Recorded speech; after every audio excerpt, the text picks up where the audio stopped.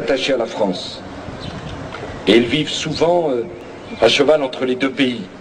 Ils sont l'avenir de notre relation bilatérale, une relation qui a un immense potentiel. Vous avez fait le choix d'Israël, tout en restant également, je le sais, farouchement français.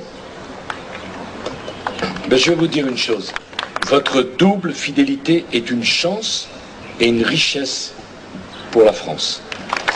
Et personne n'a à vous reprocher cette fidélité. C'est par conviction, et non parce qu'on se sentirait mal en France, qu'on doit pouvoir faire le choix d'Israël aujourd'hui. Je sais que ça n'a pas toujours été le cas. Je sais que certains ont fait le choix de partir parce qu'ils percevaient en France une montée de l'antisémitisme. Eh bien, moi, je veux qu'on en parle franchement. Il ne faut pas avoir peur. L'antisémitisme, ça ne s'explique pas, ça se combat. Et cette lutte, je vous le dis, ne faiblira pas.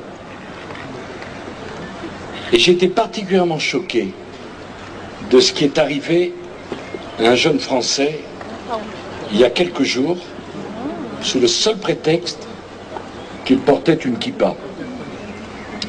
Une bande de voyous l'a agressé. Mais je veux dire que la ministre de l'Intérieur qui est ici, Michèle Alliot-Marie, mettra en œuvre toutes les forces nécessaires pour retrouver les coupables et que la justice française les punira avec la sévérité qu'ils méritent. Pour une raison très simple. La lutte contre l'antisémitisme n'est pas l'affaire de la communauté juive de France. La lutte contre l'antisémitisme, c'est l'affaire de la communauté nationale dans son ensemble.